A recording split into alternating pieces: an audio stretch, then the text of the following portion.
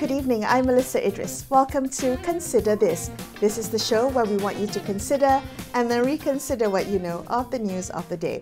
Tonight, we will confront some hard truths facing national oil companies in a changing world. Now, as the world races towards cleaner energy, national oil companies like Petronas faces tough decisions or tough choices amid job cuts, declining reserves, and survival in a post-oil world.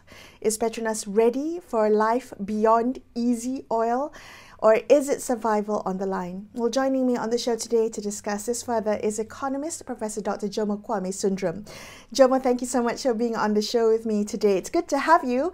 And as we talk about national oil companies like Petronas, I do want to ask you how to make sense of the tension between profit motivations and national building mandates. So especially in an energy transition era, how does a company, an oil company, pursue its profit motivations and survival and sustainability whilst at the same time satisfying that insatiable hunger of state revenue needs? Well, there's no easy answer to a very complex question, especially in our very challenging new times. But I think it's useful to think about the last century or so in terms of a phase until the early 1970s, when it was the era of cheap oil, and the whole idea was to get oil from sources, especially in what we now call the global south, for as low cost as possible. And this, of course, was very important in enabling and providing energy to the age of industry. So the age of industry benefited a great deal from oil, as it had previously done from other hydrocarbons, especially coal. Now, of course, but especially since the late 1970s, it has become we are now increasingly aware of how the burning of hydrocarbons has basically accelerated the process of climate change. Arguably, the late President Jimmy Carter and the late Miss Margaret Thatcher, Prime Minister of Britain, were the two most important people in highlighting this. This is ironic because Carter, of course, is considered to be rather liberal. And on the other hand, you have people like Mrs. Thatcher, who are considered to be very conservative. But in those days, of course, Mrs. Thatcher, partly perhaps because of her own training as a chemist, had no difficulty understanding the kinds of processes which were being highlighted by the critics of global warming. But unfortunately, now we have a very unfortunate situation where there are all kinds of people who are in the process of denying science, denying scientific discovery for various reasons of their own, sometimes for more sinister reasons because of their advocacy of particular interests. Now, since the early 1970s, we have seen a period of higher oil prices, and this particularly affected, I should say, Europe and Japan, because Europe and Japan have to import much oil and gas from other parts of the world, and so they were much more vulnerable. Now, one has to remember that there was a period during the 1960s, especially, when both Japan and especially Europe were industrializing and making a lot of technological advances at a rapid pace. And so the raising of the price of oil and gas basically set them back to some extent. Now, something else slightly different happened in the second half, from the second half of the 1980s, when after meetings at the Plaza Hotel in New York, it was agreed that both Japan and Germany, the two losers in World War II, would raise the foreign exchange value of their currencies. And so before that, of course, there was a lot of talk about Germany becoming number one. And also there were even books being published in the 1980s about Japan as number one, overtaking the US economy and so on. And the raising of the price for the cost of their currencies internationally basically made it much more expensive to import Japanese or German products, and conversely to made it difficult for them to continue to export and continue their export-led booms in ways which they had become quite accustomed to. Now, Japan, particularly the post-war boom which Japan had experienced, came to an end by the end of the 1980s. Germany, under the leadership of Helmut Kohl, managed to escape this fate through a number of developments. Most importantly, Kohl accelerated two things. Number one, the reunification of Germany, which was made possible, of course, by Mikhail Gorbachev. And the other thing he did was to accelerate the issue of the euro as a common currency for the Eurozone. And this had very, very important implications and made slowed down the pace of growth of those two economies. But as I said, Germany was much more successfully evasive of these new constraints, precisely because it could fall back on those two means. Japan, of course, nobody talks about Japan as being number one, let alone number two in the world economy today. But Germany, of course, has been hard hit most recently, especially by the rise of by the outbreak of the Ukraine war, and the agreement of the German leadership to basically to boycott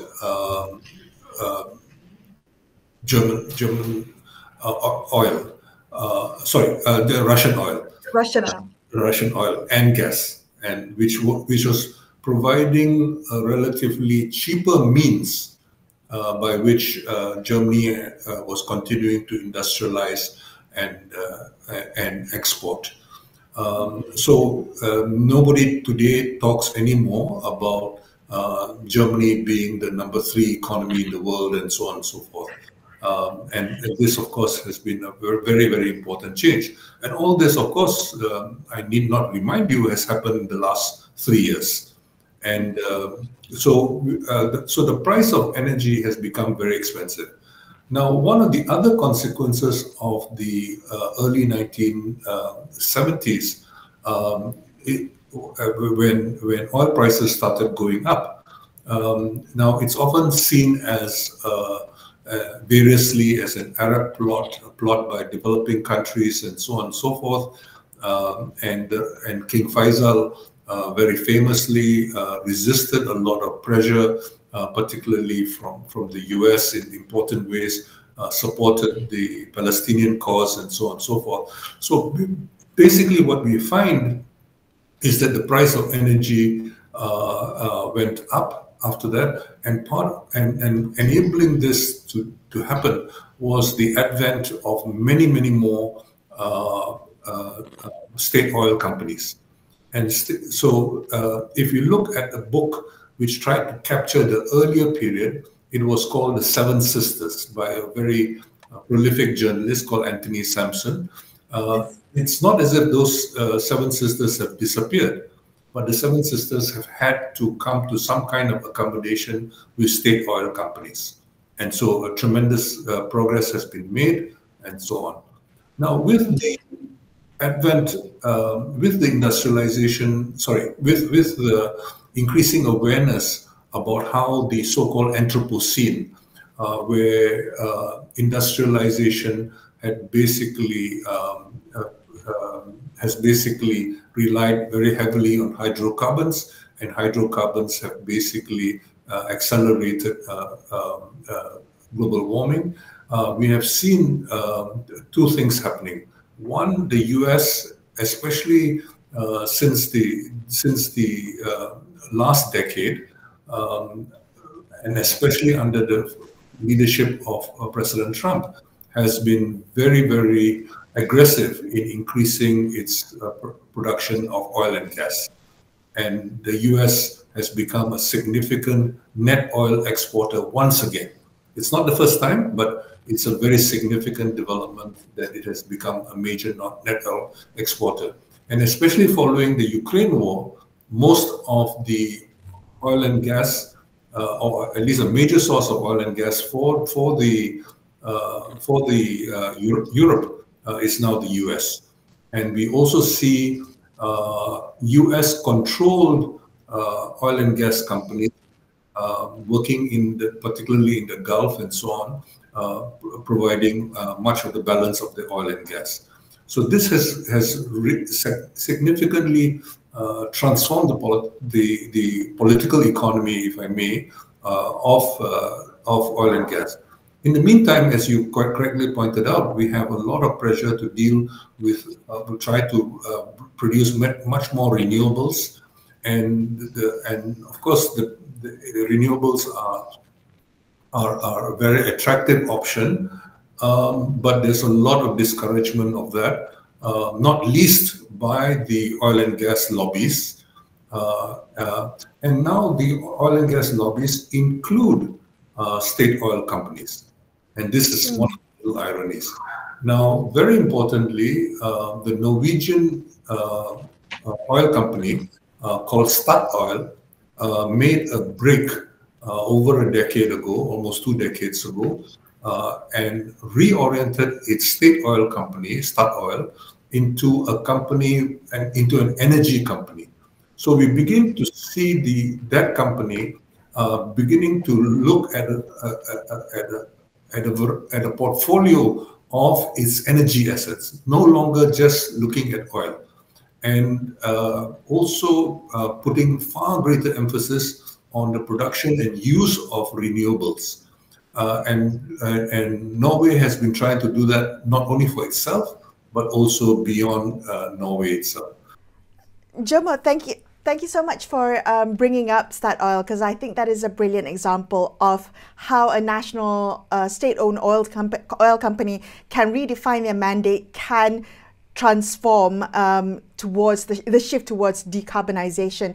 Is that realistic, though, for other national oil companies? Is that realistic for companies like Petronas to reinvent itself and redefine their mandate? Yes, that's a very important question, Melisa, and that, I think, is a political issue. The mandate which Petronas has comes from the Petroleum Development Act of 1974, which does not envisage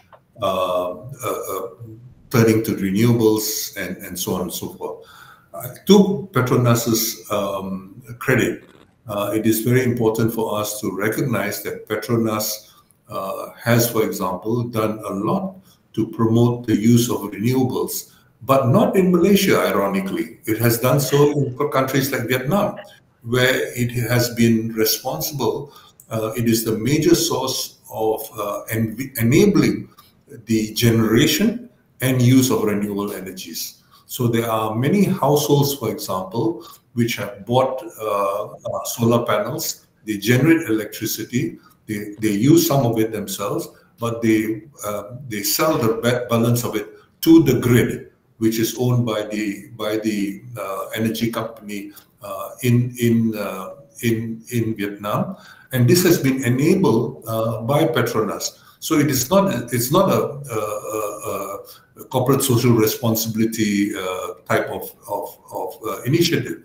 It is actually Petronas has actually been quite commercially successful in doing that. The question, of course, might ask oneself is, why is that Petronas not doing so in Malaysia? And part of the constraint, of course, is the deal which was made between the state government, between the national government and the major oil selling companies in this country. So, there is a tacit arrangement where they basically are able to determine the pump price of petrol, and if necessary, that will be subsidized as it currently is by the government, and a whole variety of issues related to that. And of course, as we know, except for Petronas itself, or Petronas Dagangan to be more precise, the other companies are all foreign companies, although there might be some ambiguity in terms of the ownership of Petron, which is, of course, partially owned by Malaysians, or at least the subsidiary of Petron, which is a Filipino company. Now, all this has introduced some degree of potential competition. And I say potential because there is no real competition going on. It's managed competition under this cartel of oil selling companies. And this, of course, is a very important impediment.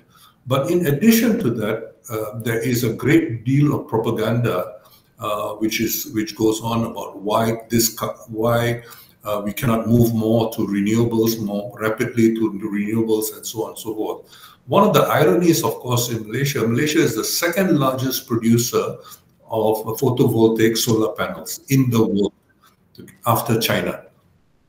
And Malaysia, as a producer of photovoltaic solar panels, is able to sell to more of the world than China is, for reasons which we all know about. So we are actually very, very well positioned to play a far bigger role in promoting the use of renewables.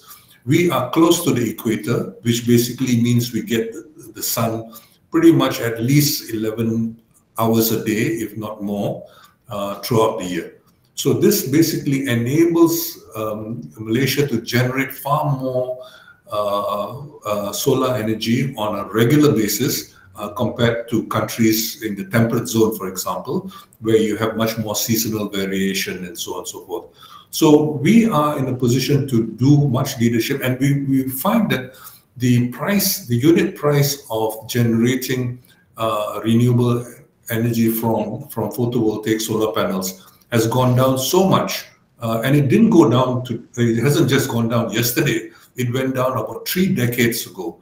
So the price has more or less stabilized. It still goes down slightly, but ever so slightly. And we are in a very strong position to do much, much more with that. Battery capacities and battery potentials have increased tremendously over recent years, as we know in the case of electric vehicles, but also in a whole range of other things. And there are many other ways in which electricity can be stored, including some very traditional ways. And so the potential to do far more is there. But we need political will at the highest level. Right. We need to have a energy transition plan, which is far more ambitious in terms of promoting the use of renewables. And so far, although there has been a great deal of talk over the last decade especially, but even before that, we do not have all that much progress. Well, I do want to ask you about that. The part of the energy transition, when we think about Malaysia's over-reliance on oil rents over the decades, Petronas has contributed billions to the federal coffers, trillions, if I think, over the decades, the 50 years that they've been in operation. When we think about Malaysia's post-oil economic strategy, what do you envision, Jomo, when at a time when Malaysia may no longer be able to rely on Petronas revenue in the future? Where do you see Malaysia's economy and what's driving it in a post-oil era? That's a tricky question to respond to, because much will depend on, as I suggested earlier, the political will to do much more on this. But even if we do so only for economic reasons, not because we have any particular more serious commitment to the use of renewables than we already have, we are actually in a very good position to move forward.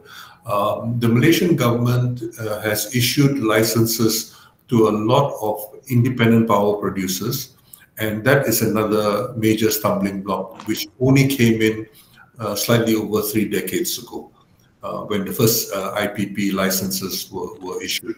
So what we need to do is to rethink a whole variety of issues. It's not one issue involving Petronas alone. There are a whole variety of issues which need to be handled together. And this is why the challenge for the ministry is concerned, as far as the energy transition policy is concerned, becomes especially important. So my case for the energy transition has a lot more to do with the economics rather than simply wanting to do the right thing as far as global warming is concerned. We are in a position to enable the transition for many societies. There are over 1 billion people in the world who just do not have access to electricity. We can enable, and most of them are in the tropics. We can help them to make the transition to using renewables rather than going through a fossil fuel stage. In other words, rather than going, the usual view is that first you start from nothing and then you go to fossil fuels and then you make the transition to renewables. We can bypass renewables. We can bypass fossil fuels. From nothing to renewables. And especially if the rich world is serious about it, leapfrogging that stage makes perfect sense from an economic point of view. So I would hope that there is a political will, but as far as I hinted just now, this involves political will at the global level, which of course is now even more wanting than ever before because of the changes of government. Not only, I want to emphasize, in the US, because it is Europe as well which has abandoned many of their old commitments. Think, for example, about the Glasgow declaration at the end of 2021. The British chairmanship declared that coal was going to be history. And within less than half a year, coal was back on the agenda as far as Europe was concerned, because of wanting to undermine Russian oil and gas exports. So that took over precedence, and so they were talking about coal once again. So it's very difficult to deter developing countries who cannot afford fossil fuel energies anyway. So they would like to reduce the energy cost, and coal is the only mineral option which is cheaper than photovoltaic solar panels right now, and wind turbines. So there's a possibility to go forward if we can further reduce the cost of this. And it is very difficult for Malaysia, for example, to compete with China in terms of the actual manufacture of solar panels. We are able to produce about 7+% of the world's demand, mainly because we are a more acceptable source than China. Okay. In the case of Korea, they are not very competitive. So Malaysia is very successful but for very specific reasons. But there is more to generating renewables than simply manufacturing the panels. You have to install the panels. You have to do all kinds of things. And Malaysia already has some experience in this. So we can be a very, very major source of doing this, not only in Malaysia, but I would argue all over the world. And And to some extent, Petronas, ironically, which is not known in this country for its role in this regard, is actually a leader in Vietnam, and I would argue can play a leadership role in much of the world. And yeah. Jomo, thank you so much for sharing those insights. What a wonderful bird's eye view of the challenges that we face in our energy transition moving forward. Thank you for being on the show. That was economist Jomo Kwame Sundaram wrapping up this episode of Consider This. I'm Melisa Idris signing off for the evening. Thank you so much for watching and good night.